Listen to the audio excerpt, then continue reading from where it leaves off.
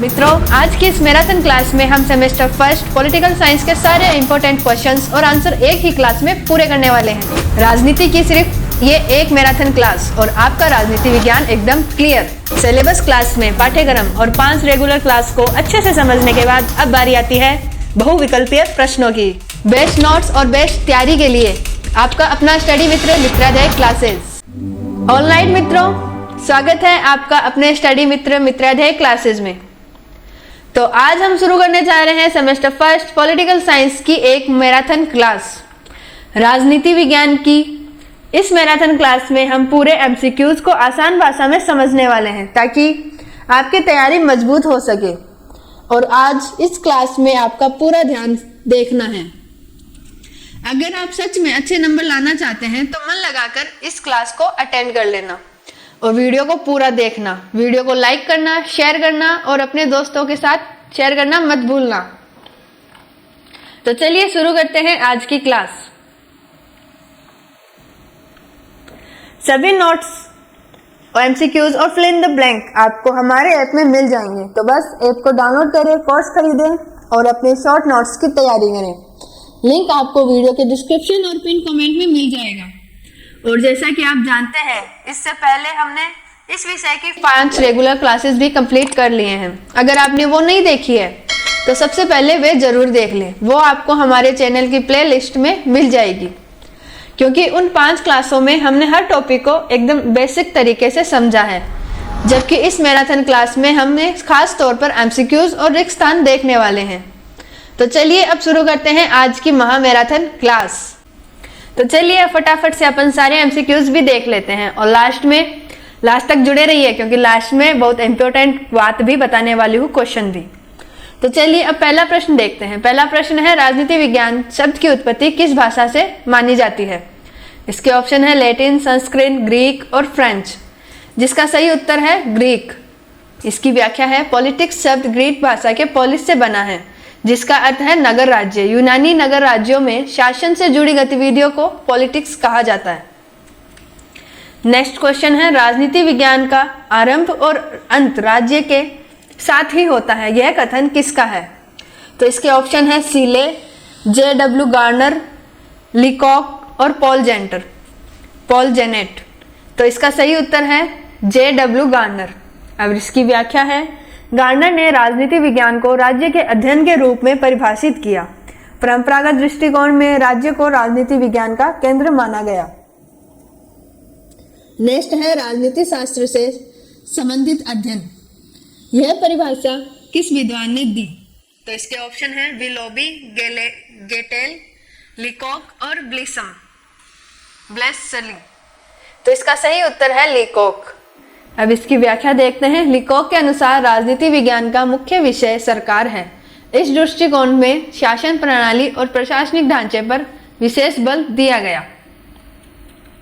Next question है, राजनीति विज्ञान को राज्य और सरकार दोनों का अध्ययन किसने माना? तो इसके ऑप्शन है सीले, पॉल जेनेट, बल्क और कैटलिंग। तो इसका सही उत्तर है पॉल जेनेट। इसकी व्याख्या है, पॉल जेनेट ने राजनीति विज्ञान को समाज विज्ञान का अंग बताया है, जिसमें राज्य और सरकार दोनों का अध्ययन होता है। यह परंपरागत दृष्टिकोण का संतुलित रूप है। नेक्स्ट क्वेश्चन है, परंपरागत दृष्टिकोण में राजनीति विज्ञान को किस प्रकार का विज्ञान माना गया? तो इसके ऑप्शन है अनुभवनात्मक, मूल्य निरपेक्ष, नैतिक एवं दार्शनिक और सांख्यिकी। तो इसका सही उत्तर है नैतिक और दार्शनिक। और इसकी व्याख्या है, परंपरागत दृष्टिकोण में क्या होना चाहिए पर जोर था। प्लेटो और हीगल जैसे विचारकों ने राजनीति विज्ञान को नैतिक दर्शन जोड़ा। मतलब वो यह कहना चाहा कि परंपरागत दृष्टिकोण में क्या होना चाहिए, इस पर बहुत ज्यादा जोर है। अब मेरे गड़ो हो रहे थोड़ा सो थे, समझ जाओ, मेरे से जोर से तो कौन बोले जा रहे हो थे, थारे फोन की वॉल्यूम तेज कर लिया, ठीक है। अब आप आगे चला। तो अब अगला प्रश्न है, परंपरागत दृष्टिकोण में प्रमुख अध्ययन पद्धति कौन सी थी? तो इसके ऑप्शन है आगमनात्मक, सांख्यिकीय, निगमनात्मक और व्यवहारवादी। तो इसका सही उत्तर है निगमनात्मक। अब इसकी व्याख्या देखते हैं। निगमनात्मक पद्धति में सामान्य सिद्धांतों में विशेष निष्कर्ष निकाले जाते हैं। यह तर्क और विकल्पना पर आधारित होती है। तो अब चलते हैं नेक्स्ट क्वेश्चन पे। नेक्स्ट क्वेश्चन है राजनीति विज्ञान को विज्ञान में मानने वाला विद्वान कौन थे? तो इसके ऑप्शन है अरस्तु, लॉस्की, बल्क और गार्नर। तो इसका सही उत्तर है बल्क। बल्क के अनुसार राजनीति विज्ञान का प्रयोग और भविष्यवाणी संभव नहीं। मानव स्वभाव में परिवर्तनशीलता इसे विज्ञान बनाने से रोकती है। नेक्स्ट क्वेश्चन है राजनीति शास्त्र शक्ति का विज्ञान है, यह कथन किसका है? तो इसके ऑप्शन है डेटेल, केटलिन, पॉल जेनेट और ब्लसमैन। तो इसका सही उत्तर है केटलिन। अब इसकी व्याख्या है आधुनिक दृष्टिकोण में राजनीति का केंद्र माना गया। सत्ता, प्रभाव और निर्णय प्रक्रिया शक्ति से जुड़ी हुई है। मतलब वो यहाँ कहना चाह रहा है कि जो आधुनिक दृष्टिकोण है ना, बिना शक्ति को राजनीति का एकदम केंद्र माने गए। अब नेक्स्ट क्वेश्चन है who gets what when how का संबंध किस विद्वान से है? तो इसके ऑप्शन है डेविड ईस्टन, केटलिन, लावेस और मेरियम। तो इसकी व्याख्या, इसका सही उत्तर है लावेस। अब इसका व्याख्या भी देख लेते हैं। लासवेल ने राजनीति को संसाधनों के वितरण की प्रक्रिया बताया है। यह आधुनिक राजनीति विज्ञान का प्रसिद्ध सूत्र है।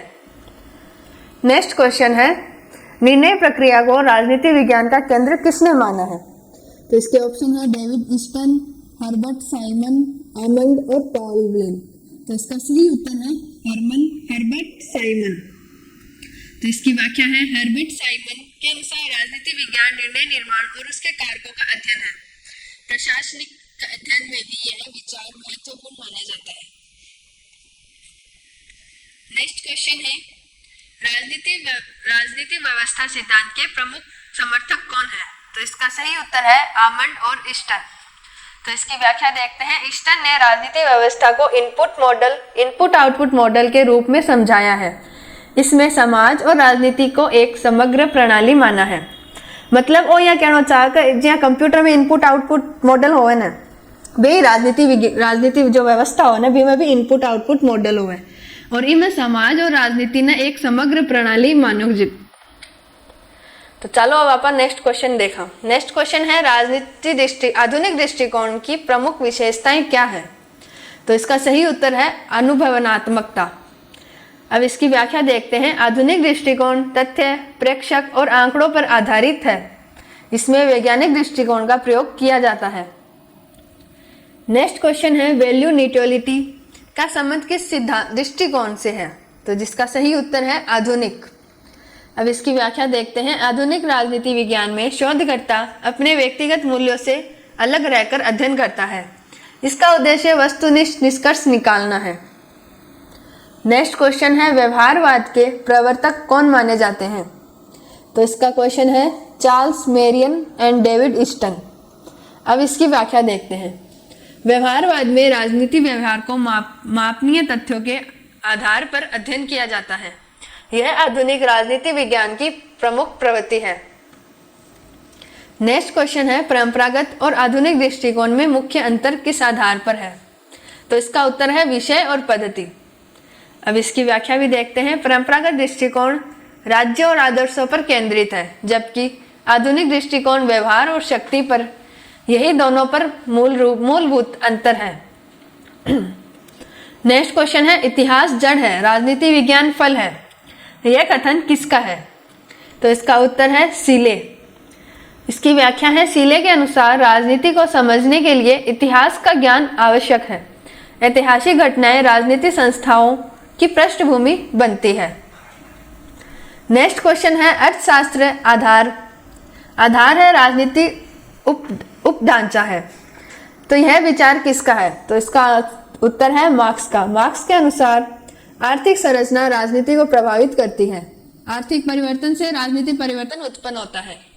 मतलब वो यह कहना चाह रहा है कि मार्क्स का अकॉर्डिंग जो आर्थिक संरचना है ना, वह राजनीति ने बहुत ज्यादा प्रभावित करे। आर्थिक परिवर्तन से ही राजनीति में परिवर्तन संभव हुआ और उत्पन्न हुआ। नेक्स्ट क्वेश्चन है राजनीति विज्ञान और समाज शास्त्र में समान अध्ययन क्षेत्र कौन से हैं? तो इसका उत्तर है सामाजिक संस्थाएं। अब इसकी व्याख्या देखते हैं। परिवार, धर्म, शिक्षा जैसी संस्थाओं का अध्ययन दोनों विषय करते हैं। सामाजिक संरचना का राजनीति पर गहरा प्रभाव पड़ता है।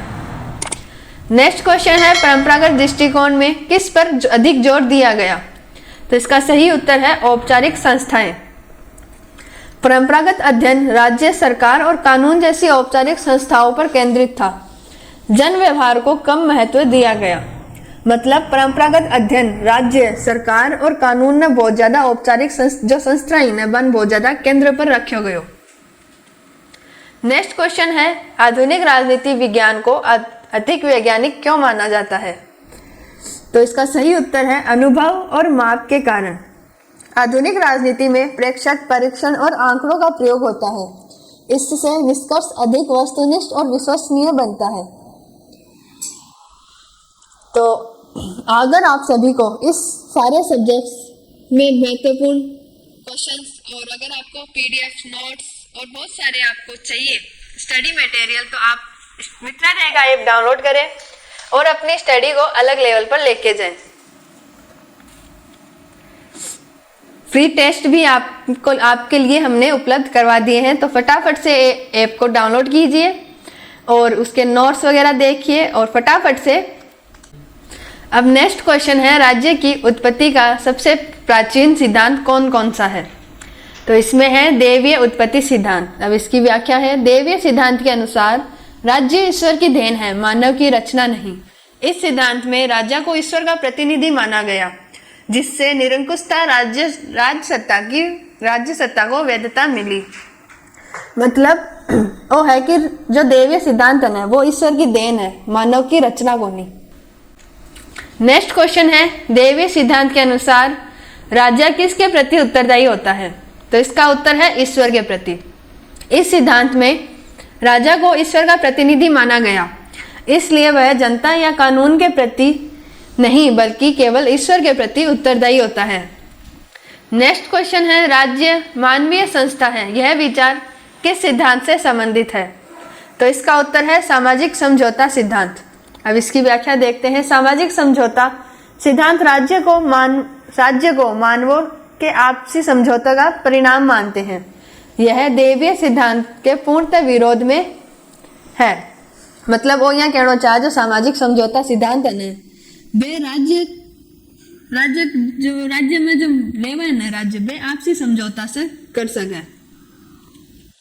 अब नेक्स्ट क्वेश्चन है सभी के विरुद्ध सभी का युद्ध इस विचारक से संबंधित है। तो ये है होब्स के अनुसार। अब इसकी व्याख्या है होब्स ने प्राकृतिक अवस्था को अराजक और भयावक बताया। इसी असुरक्षा से बचने के लिए लोगों ने निरंकुश संप्रभु की स्थापना की। नेक्स्ट क्वेश्चन है प्राकृतिक अधिकार की अवधारणा किसने दी? तो इसका उत्तर है लॉक ने। व्याख्या है लॉक के अनुसार प्राकृतिक अवस्था में भी व्यक्ति के अधिकार सुरक्षित थे। राज्य का मुख्य उद्देश्य इन्हीं अधिकारों की रक्षा करना है। नेक्स्ट क्वेश्चन है प्रतिरोध का अधिकार किस सामाजिक समझौते विचारक ने दिया? तो इसका भी उत्तर लॉक है। इसकी व्याख्या है लॉक का मानना था कि यदि शासन अधिकारों की रक्षा न करे तो जनता को विरोध करने का अधिकार है। यह लोकतांत्रिक विचारधारा की नींव है। मतलब लोग को मानना हो कि अगर जो शासक है वे अपना अधिकारा की रक्षा नहीं करसी और आपने सही न्याय नहीं देवे तो अपना ने पूरा हक है कि आपा भी को विरोध कर सका। नेक्स्ट क्वेश्चन है सामान्य इच्छा की अवधारणा किसने दी? तो इसका उत्तर है रूसो ने। अब इसकी व्याख्या है रूसो के अनुसार संप्रभुता संपूर्ण समाज में निहित होती है। सामान्य इच्छा ही कानून का आधार बनती है। नेक्स्ट क्वेश्चन है विकासवादी सिद्धांत के अनुसार राज्य की उत्पत्ति कैसे हुई? तो इसका उत्तर है क्रमिक विकास से। इसकी व्याख्या है विकासवादी सिद्धांत राज्य को लंबी सामाजिक प्रक्रिया का परिणाम मानते हैं। परिवार, कबीला, जनजाति, राज्य का क्रमिक विकास हुआ। नेक्स्ट क्वेश्चन है विकासवादी सिद्धांत को व्यवस्थित रूप से प्रस्तुत करने वाला विद्वान कौन थे? तो इसका उत्तर है स्पेंसर। इसकी व्याख्या है हर्बर्ट स्पेंसर ने समाज को जीवित शरीर की तरह माना है। उन्होंने सरल से जटिल विकास की प्रक्रिया को स्पष्ट किया। मतलब जो हर्बर्ट स्पेंसर है ना, वो यहाँ कहना चाहे कि समाज ने जो समाज है ना बिन जीवित शरीर की तरह माना है वो। तो अब नेक्स्ट क्वेश्चन है, समाजवादी सिद्धांत के अनुसार राज्य किसका उपकरण है? तो इसका उत्तर है प्रशासन वर्ग का। इसका उत्तर है, व्याख्या है, मार्क्स के अनुसार राज्य एक वर्ग संस्था है, यह पूंजीपति वर्ग द्वारा श्रमिक वर्ग के शोषण का साधन है। नेक्स्ट क्वेश्चन है, इतिहास वर्ग संघर्ष का इतिहास, यह विचार किससे संबंधित है? तो इसका उत्तर है मार्क्स एवं एंगेल्स का। व्याख्या है, मार्क्सवादी दृष्टिकोण में समाज वर्गों में बांटा हुआ है, राज्य इसी वर्ग संघर्ष का राजनीतिक रूप है। नेक्स्ट क्वेश्चन है, सावयव सिद्धांत के अनुसार राज्य किसके समान है?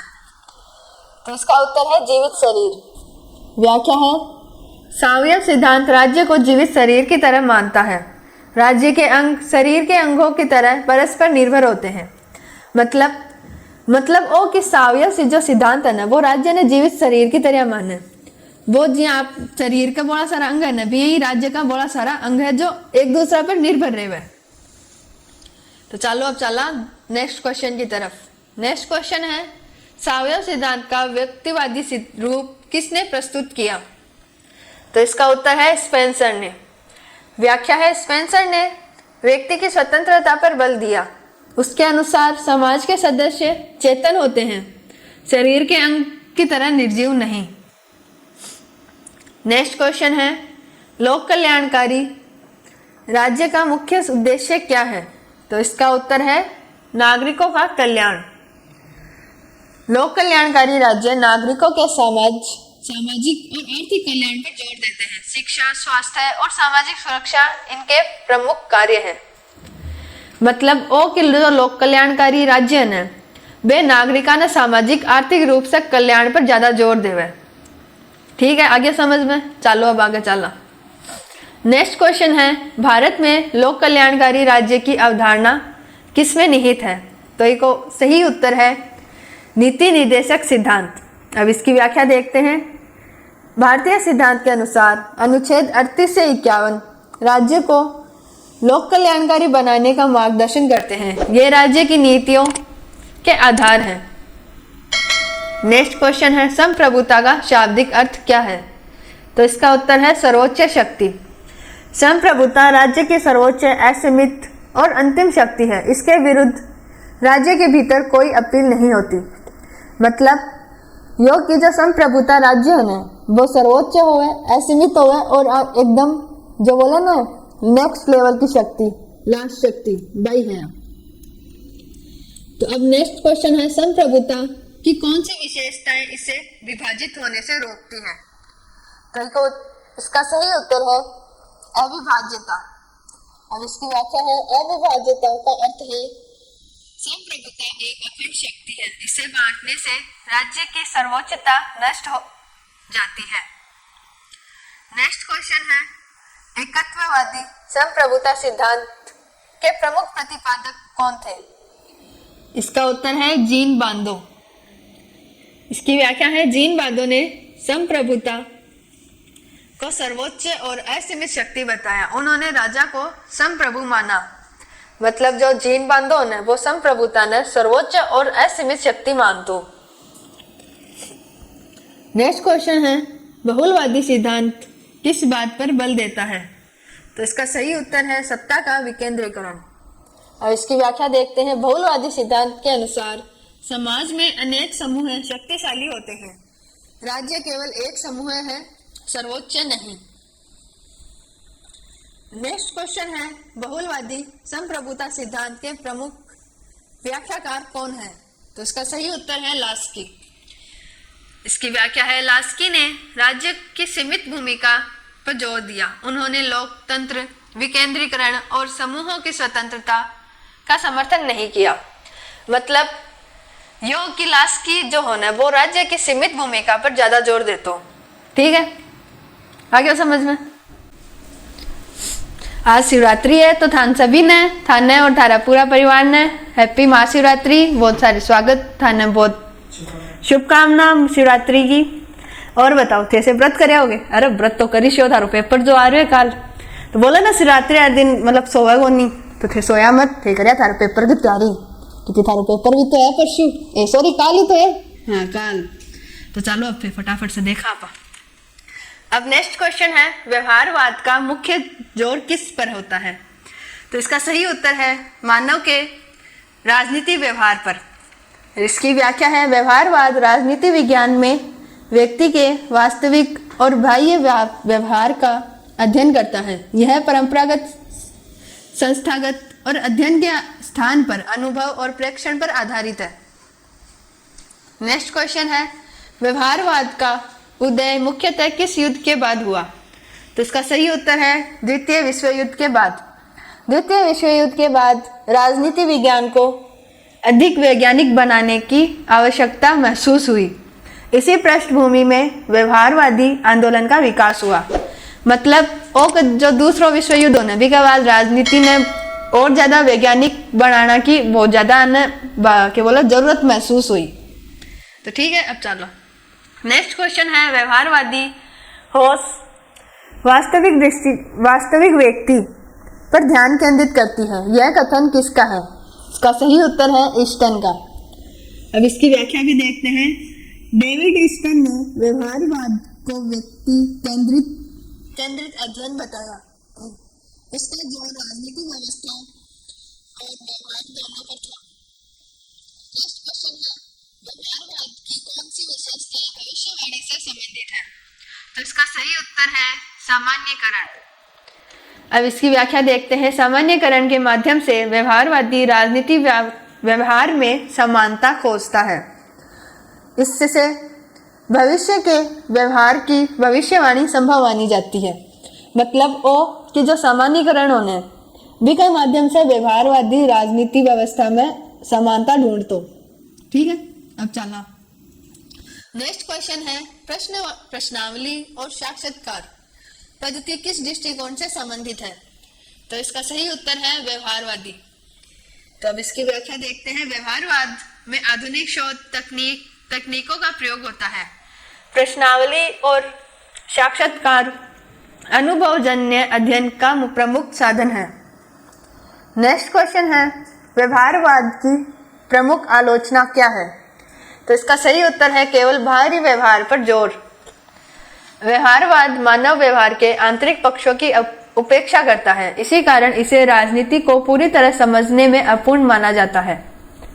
मतलब ओ कि व्यवहारवाद जो मानव बिहेव करे बिना आंतरिक पक्षों की उपेक्षा करे वो। नेक्स्ट क्वेश्चन है, उत्तर व्यवहारवाद का मुख्य उद्देश्य क्या था? तो इसका सही उत्तर है सामाजिक प्रासंगिकता जोड़ना। उत्तर व्यवहारवाद की सीमाओं को दूर करता है। यह विज्ञान के साथ सामाजिक मूल्यों को जोड़ने पर बल देता है। नेक्स्ट क्वेश्चन है, सब्सटेंस बिफोर टेक्निक, ये किससे संबंधित है? तो इसका सही उत्तर है उत्तर व्यवहारवाद। अब इसकी व्याख्या देखते हैं। उत्तर व्यवहारवाद में तकनीक से पहले सामाजिक समस्याओं की प्रासंगिकता देखी जाती है। शोध का उद्देश्य मानव समस्याओं का समाधान करना होना चाहिए। मतलब ओ कि उत्तर व्यवहारवाद में तकनीक से पहले जो सामाजिक समस्याएं हैं वहां की प्रासंगिकता ज्यादा देखता। ठीक है, अब चला आगे। अब नेक्स्ट क्वेश्चन है, उत्तर व्यवहारवाद के विकास का प्रमुख कारण क्या था? इसका सही उत्तर है सामाजिक उथल पुथल। अब इसकी व्याख्या देखते हैं। वियतनाम युद्ध, नागरिक अधिकार आंदोलन जैसी घटनाओं ने सामाजिक विज्ञान की सामाजिक जिम्मेदारी को उजागर किया। इससे उत्तर व्यवहारवाद का उदय हुआ।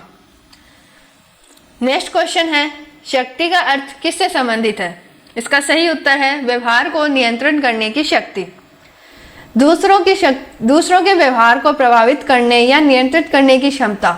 यह वास्तविक भी हो सकती है और संभावित भी। मतलब ओ कि जो शक्ति होना बात दूसरा का व्यवहार ने बहुत ज्यादा प्रभावित या बाना नियंत्रण करे, नियंत्रण करना की क्षमता होवे बा में। ठीक है, अब चला आगे। अब मेरो दुख लागो गड़ो, पर मन तो क्लास पूरी करशा पहली फिर पिछा पानी। नेक्स्ट क्वेश्चन है, शक्ति बल प्रयोग की योग्यता है न कि प्रयोग, यह कथन किसका है? तो इसका सही उत्तर है बायर स्टैंडर्ड। अब इसकी व्याख्या है, बायर स्टैंड ने शक्ति को संभावित बल के रूप में परिभाषित किया। यह स्थिति में बल का प्रयोग आवश्यक नहीं होता।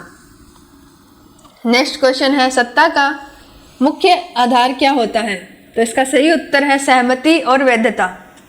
सत्ता वैधानिक और संस्थागत शक्ति है।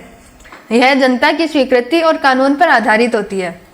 मतलब वो कि जो सत्ता वैधानिक हो न और जो संस्थागत हो वे शक्ति हो और जनता बन स्वीकृति और कानून पर आधार, कानून की जो आधार हो न भी पर कानून पर आधारित हो वे। अब नेक्स्ट क्वेश्चन है, शक्ति और सत्ता में प्रमुख अंतर किस आधार पर है? तो इसका सही उत्तर है बल बनाम सहमति। शक्ति बल पर आधारित हो सकती है, जबकि सत्ता सहमति और कानून पर आधारित होती है। सत्ता अधिक स्थायी होती है। नेक्स्ट क्वेश्चन है, एक व्यक्ति एक मत किस अवधारणा से जुड़ा है? सही उत्तर है राजनीतिक समानता।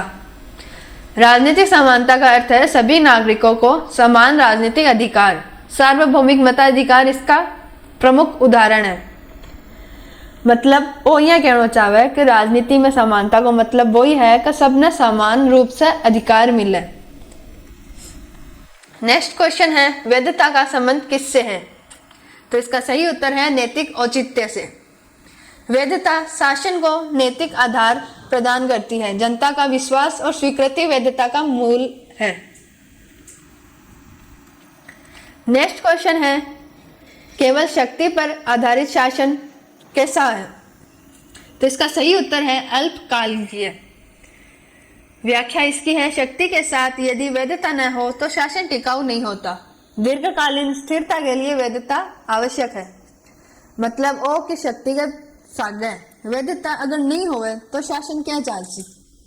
इसलिए शासन ने स्थिर बनाने के लिए वैधता बहुत जरूरी है। नेक्स्ट क्वेश्चन है, अधिकारों को व्यक्ति के विकास की शर्त किसने कहा? इसका सही उत्तर है लॉस्की। अब इसकी व्याख्या है, लॉस्की के अनुसार अधिकार व्यक्ति को सर्वोच्च विकास के लिए आवश्यक है। अधिकारों की रक्षा राज्य का कर्तव्य है। नेक्स्ट क्वेश्चन है, मतदान का अधिकार किस श्रेणी में आता है? तो इसका सही उत्तर है राजनीतिक अधिकार। व्याख्या है, राजनीतिक अधिकार नागरिकों को शासन में भागीदारी का अवसर देता है। मतदान लोकतंत्र की आधारशिला है। मतलब ओ कि राजनीतिक अधिकार नागरिकों ने शासन में जो भागीदारी देने का बहुत अवसर देवा है। नेक्स्ट क्वेश्चन है, स्वतंत्रता का सही अर्थ क्या है? अब इसका सही उत्तर है अनुचित प्रतिबंधों से मुक्ति। इसकी व्याख्या है, स्वतंत्रता का अर्थ अराजकता नहीं, यह व्यक्ति के विकास हेतु आवश्यक सीमित स्वतंत्रता है। नेक्स्ट क्वेश्चन है, जॉन रॉल्स का न्याय सिद्धांत किस पर आधारित है? तो इसका सही उत्तर है समान स्वतंत्रता और अंतर का सिद्धांत। इसकी व्याख्या है, रॉल्स के अनुसार सभी को समान मौलिक अधिकार, मौलिक स्वतंत्रता मिलनी चाहिए। असमानता तभी स्वीकार है जब वह सबसे कमजोर वर्ग को लाभ पहुंचाए। मतलब ओ कि जो रॉल्स के अकॉर्डिंग सबने समान मौलिक स्वतंत्रता मिलनी चाहिए। तो अगर आपको नोट्स चाहिए और फ्री टेस्ट चाहिए तो आप फटाफट से हमारे ऐप को डाउनलोड करें और अपनी तैयारी को अलग लेवल पर लेके जाएं। तो चलिए अब चलते हैं नेक्स्ट क्वेश्चन पे। नेक्स्ट क्वेश्चन है, डेमोक्रेसी शब्द की उत्पत्ति किस भाषा में हुई? तो इसका सही उत्तर है ग्रीक। डेमोक्रेसी शब्द ग्रीक भाषा के डेमोस यानी जनता और क्रीटिया मतलब शासन से बना है। इसका अर्थ है जनता का शासन, जो लोकतंत्र का मूल भाव है। मतलब ओ कि जो डेमोक्रेसी जो होना है वो ग्रीक भाषा से डेमोस और क्रीटिया मतलब जनता और शासन से बना हो, मतलब जनता का शासन। ठीक है, तो अब चला नेक्स्ट क्वेश्चन पर। नेक्स्ट क्वेश्चन है, जनता का शासन जनता द्वारा और जनता के लिए, यह परिभाषा किसने दी? तो इसका सही उत्तर है इब्राहम लिंकन। लिंकन की यह परिभाषा लोकतंत्र की सर्वाधिक प्रसिद्ध परिभाषा है। इसमें शासन की शक्ति का स्रोत और उद्देश्य दोनों जनता को माना गया है। नेक्स्ट क्वेश्चन है, आधुनिक राज्यों में प्रचलित लोकतंत्र का प्रमुख रूप कौन सा है? तो इसका सही उत्तर है प्रतिनिधि लोकतंत्र। व्याख्या है, बड़े और जनसंख्या वाले राज्यों में प्रत्यक्ष लोकतंत्र संभव नहीं होता, इसलिए जनता अपने प्रतिनिधियों को चुनकर शासन कराती है। मतलब ओ के बड़ा शहरा में जेटा जनसंख्या बहुत ज्यादा हो है, वह राज्य में सीधा तो कर कौन सके लोग चुनाव, है ना? वह तो संभव ही होनी प्रत्यक्ष लोकतंत्र की, जन ही में वो होगा कोनी। नेक्स्ट क्वेश्चन है, लोकतंत्र की आत्मा किसे कहा जाता है? तो इसका सही उत्तर है चुनाव। स्वतंत्र और निष्पक्ष चुनाव लोकतंत्र का आधार है। चुनाव के बिना जनता की संप्रभुता केवल सिद्धांत बनकर रह जाती है। नेक्स्ट क्वेश्चन है, लोकतंत्र का सबसे बड़ा दोष क्या माना जाता है? इसका सही उत्तर है धीमी निर्णय प्रक्रिया। इसका व्याख्या है, लोकतंत्र में विचार विमर्श अधिक होने से निर्णय लेने में समय लगेगा। संकट की स्थिति में यह कमजोरी मानी जाती है। नेक्स्ट क्वेश्चन है, अधिनायक तंत्र में सत्ता किसके हाथ में होती है? इसका सही उत्तर है एक व्यक्ति या छोटा समूह है। अधिनायक तंत्र में सत्ता का केंद्रीकरण होता है। जनता की भागीदारी और राजनीतिक स्वतंत्रता का अभाव रहता है। मतलब को अधिनायक तंत्र में जनता को बहुत ज्यादा केंद्रीकरण हुआ, जनता की भागीदारी हुआ। नेक्स्ट क्वेश्चन है, एक दल एक नेता एक कार्यक्रम किस शासन व्यवस्था की विशेषता है? तो इसका सही उत्तर है अधिनायक तंत्र। अधिनायक तंत्र में बहुदलीय व्यवस्था नहीं होती। सत्ता पर एक दल और एक नेता का पूर्ण नियंत्रण होता है। नेक्स्ट क्वेश्चन है, संसदात्मक शासन प्रणाली में वास्तविक कार्यपालिका कौन होती है? तो इसका सही उत्तर है प्रधानमंत्री और मंत्रिमंडल। व्याख्या है, संसदात्मक प्रणाली में राजनीति नाम मात्र का प्रमुख होता है। वास्तविक सत्ता प्रधानमंत्री और मंत्रिपरिषद के पास होती है। मतलब कि संसदात्मक प्रणाली में जो राष्ट्रपति हो वो नाम मात्र को प्रमुख हो। नेक्स्ट क्वेश्चन है, संसदात्मक प्रणाली में सरकार किसके प्रति उत्तरदायी होती है? तो इसका सही उत्तर है लोकसभा। अब इसकी व्याख्या है, मंत्रिमंडल लोकसभा के विश्वास पर निर्भर करता है। अविश्वास प्रस्ताव पारित होने पर सरकार गिर जाती है। नेक्स्ट क्वेश्चन है, अविश्वास प्रस्ताव का संबंध किस शासन प्रणाली से है? जिसका सही उत्तर है संसदात्मक। संसदात्मक शासन प्रणाली में विधायिका सरकार को हटा सकती है। अध्यक्षात्मक प्रणाली में यह व्यवस्था नहीं होती। मतलब कि संसदात्मक प्रणाली में विधायिका सरकार ने हटा सके। नेक्स्ट क्वेश्चन है, अध्यक्षात्मक शासन प्रणाली का प्रमुख उदाहरण कौन सा देश है? इसका सही उत्तर है अमेरिका। अमेरिका में राष्ट्रपति सीधे जनता द्वारा चुना जाता है। यह विधायिका से स्वतंत्र होकर कार्य करता है। अध्यक्षात्मक प्रणाली में राष्ट्रपति को कैसे हटाया जा सकता है? जिसका सही उत्तर है महाभियोग द्वारा। राष्ट्रपति का कार्यकाल निश्चित होता है केवल संवैधानिक प्रक्रिया यानी महाभियोग से उसे। तो अब नेक्स्ट क्वेश्चन है, एकात्मक शासन प्रणाली की प्रमुख विशेषताएं क्या है? इसका सही उत्तर है शक्तियों का केंद्रीकरण। इसकी व्याख्या है, एकात्मक व्यवस्था में सभी शक्तियां केंद्र सरकार के पास होती है। स्थानीय सरकार केंद्र पर निर्भर रहती है। नेक्स्ट क्वेश्चन है, संघात्मक शासन प्रणाली में शक्तियों का स्रोत क्या होता है? इसका सही उत्तर है संविधान। संघात्मक व्यवस्था में केंद्र और राज्यों की शक्तियां संविधान द्वारा निर्धारित होती है। दोनों अपने अपने क्षेत्र में स्वतंत्र होते हैं। मतलब कि संघात्मक व्यवस्था में केंद्र और राज्य की जो शक्तियां हुए वे संविधान पर ही निर्धारित रहे। नेक्स्ट क्वेश्चन है, भारत में किस प्रकार की शासन प्रणाली, शासन व्यवस्था है? जिसका सही उत्तर है संघात्मक संसदात्मक। भारत में संघात्मक ढांचा है, लेकिन शासन प्रणाली संसदात्मक है, इसलिए भारत को संघात्मक संसदात्मक राज्य कहा जाता है। नेक्स्ट क्वेश्चन है, राजनीतिक दल का प्रमुख उद्देश्य क्या होता है? इसका सही उत्तर है सत्ता प्राप्त करना। व्याख्या है, राजनीतिक दल चुनावों में भाग लेकर सरकार बनाना चाहते हैं। वे संगठित रूप से सत्ता प्राप्ति का प्रयास करते हैं। नेक्स्ट क्वेश्चन है, दबाव समूह की प्रमुख विशेषताएं क्या है? इसका उत्तर है विशेष हितों की रक्षा। व्याख्या है, दबाव समूह सत्ता प्राप्त करना नहीं चाहते, वे अपने हितों के लिए सरकार की नीतियों को प्रभावित करते हैं। नेक्स्ट क्वेश्चन है, अल्पसंख्यक प्रतिनिधित्व का मुख्य उद्देश्य क्या है? इसका सही उत्तर है सामाजिक न्याय व्यवस्था स्थापित करना। व्याख्या है, अल्पसंख्यक प्रतिनिधित्व से वंचित वर्गों की आवाज विधायिका तक पहुंचती है, इससे लोकतांत्रिक न्याय मजबूत होता है। मतलब ओ कि जो अल्पसंख्यक प्रतिनिधित्व है बस वंचित वर्ग की आवाज विधायिका तक पहुंचावे। नेक्स्ट क्वेश्चन है, अनुपातिक प्रतिनिधित्व प्रणाली का मूल सिद्धांत क्या है? जिसका सही उत्तर है वोटों के अनुपात में सीटें। इस प्रणाली में प्रत्येक दल को उसके मत प्रतिशत के अनुसार सीटें मिलती है, कोई भी वोट व्यर्थ नहीं जाता। नेक्स्ट क्वेश्चन है, भारत में राष्ट्रपति का चुनाव किस प्रणाली से होता है? इसका उत्तर है एकल हस्तांतरीय मत। व्याख्या है, राष्ट्रपति चुनाव में अनुपातित प्रतिनिधित्व का एसटीवी तरीका अपनाया जाता है। इसमें मतदाता वरीयता क्रम में मतदान करते हैं।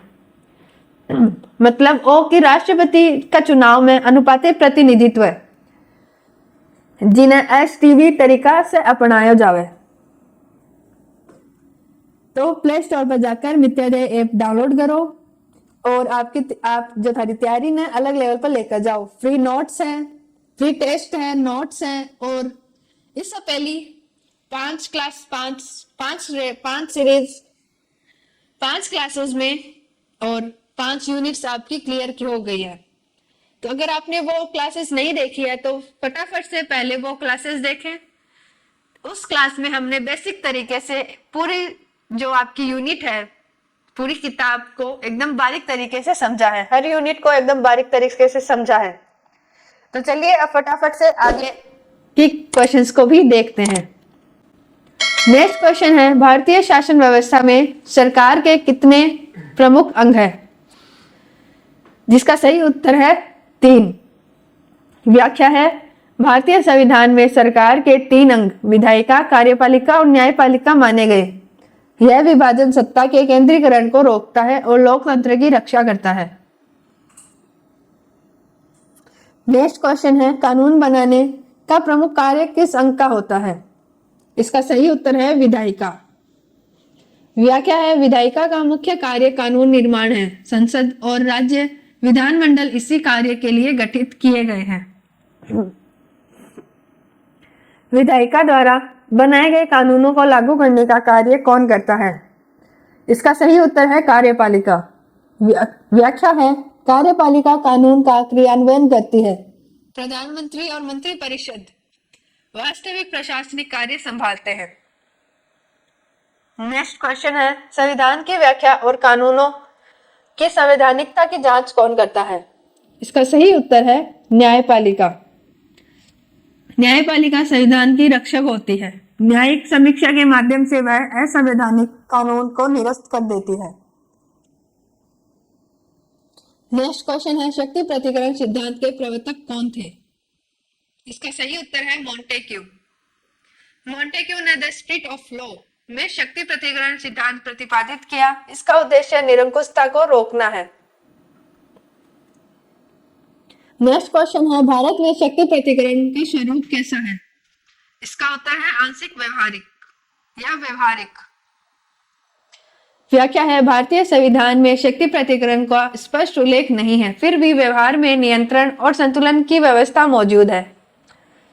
मतलब ओ कि भारतीय संविधान में शक्ति प्रतिकरण स्पष्ट रूप से कोनी लिखड़ी। नेक्स्ट क्वेश्चन है विधायिका द्वारा कार्यपालिका पर नियंत्रण प्रमुख साधन क्या है? इसका सही उत्तर है अविश्वास प्रस्ताव। संसद प्रश्नकाल और अविश्वास प्रस्ताव के माध्यम से सरकार को नियंत्रित करती है और इससे कार्यपालिका का उत्तरदायी बनी रहती है। न्यायपालिका द्वारा विधायिका और कार्यपालिका पर नियंत्रण का प्रमुख साधन क्या है? इसका सही उत्तर है न्यायिक समीक्षा। न्यायिक समीक्षा के द्वारा न्यायालय कानूनों और कार्यों की संवैधानिकता की जांच करता है। यह लोकतंत्र की सुरक्षा का महत्वपूर्ण साधन है।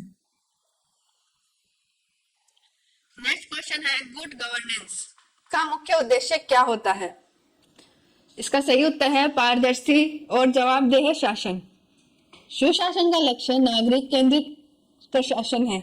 इसमें पारदर्शिता, जवाबदेही और दक्षता पर विशेष बल दिया जाता है।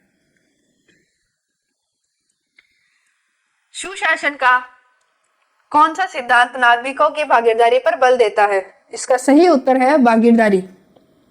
व्याख्या है भागीदारी का अर्थ है नागरिकों की निर्णय प्रक्रिया में सहभागिता। तो अब नेक्स्ट क्वेश्चन है सूचना का अधिकार अधिनियम किस सिद्धांत को मजबूत करता है? इसका उत्तर है पारदर्शिता। व्याख्या है आरटीआई नागरिकों को सरकारी सूचनाओं तक पहुंच देता है। इससे भ्रष्टाचार कम होता है और प्रशासन जवाबदेह बनता है। मतलब ओ की जो आरटीआई है वो नागरिका ने सरकारी सूचना तक पहुंचावे। नेक्स्ट क्वेश्चन है रूल्स ऑफ लॉ का आशय क्या है? इसका सही उत्तर है कानून सर्वोच्च है। व्याख्या है कानून का शासन का अर्थ है कोई भी व्यक्ति कानून से ऊपर नहीं। यह न्याय और समानता की आधारशिला है। ई गवर्नेंस का प्रमुख उद्देश्य क्या है? इसका सही उत्तर है सेवाओं को सरल और तेज बनाना। व्याख्या है ई कॉमर्स आईसीटी के माध्यम से सेवाओं को पारदर्शी और सुलभ बनाता है। डिजिटल इंडिया इसी दिशा की एक पहल है। मतलब ओ कि ई गवर्नेंस है वो आईटीए के माध्यम से सेवा ना पारदर्शिता बढ़ावे और सुलभ बढ़ावे।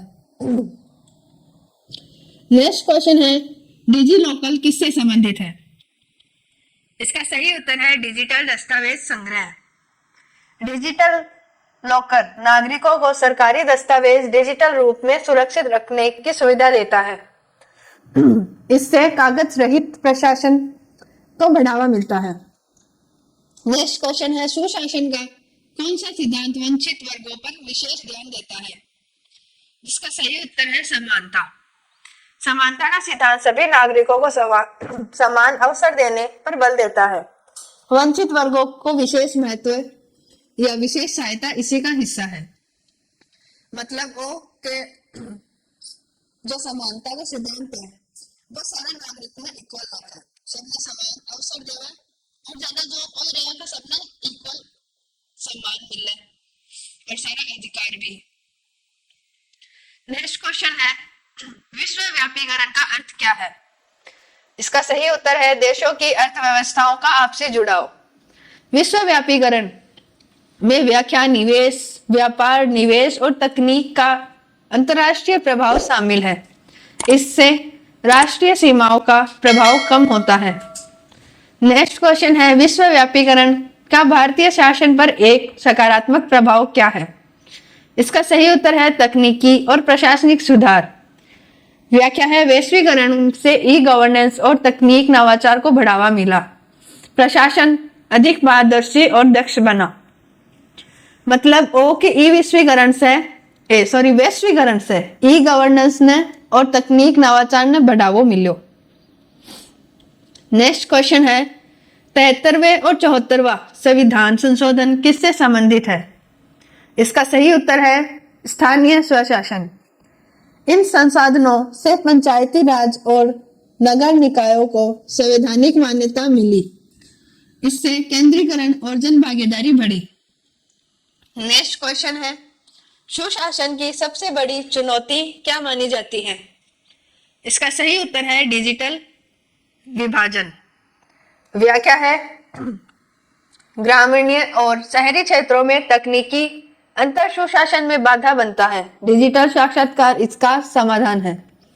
यानी ओ के जो गांव का और जो शहर का क्षेत्र हो ना, में तकनीकी अंतर बहुत ज्यादा हुआ है, तो बानी दूर करने के लिए सुशासन की बाधा जो है ना, बानी दूर करने के लिए बनी है। ठीक है। नेक्स्ट क्वेश्चन है, आधुनिक भारतीय शासन का प्रमुख लक्ष्य क्या है? इसका सही उत्तर है नागरिक केंद्रित प्रशासन।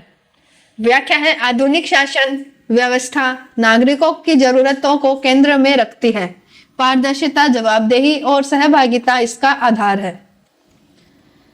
तो अगर आपको इसके पीडीएफ चाहिए और महत्वपूर्ण एमसीक्यूज, रिक्त स्थान और जो निबंधात्मक प्रश्न है वो सभी चाहिए, तो फटाफट से प्ले स्टोर पे जाए और मित्राध्याय का ऐप डाउनलोड करे और अपनी स्टडी लेवल को अलग लेवल पर लेके जाए। और आपने वो 5 क्लासेस तो देखी होगी, तो अगर नहीं देखी है तो सबसे पहले वो जरूर देख लें। तो अब आते हैं फिल इन द ब्लैंक में। तो अब मेरे गले की तो वाट लग चुकी है, मेरा गला दर्द हो रहा है, तो अब मैं नहीं बोल पाऊंगी। आप इसका स्क्रीनशॉट ले लीजिए। अब फटाफट से आप इसका स्क्रीनशॉट ले लो और क्लास को रिवाइज कर लेना।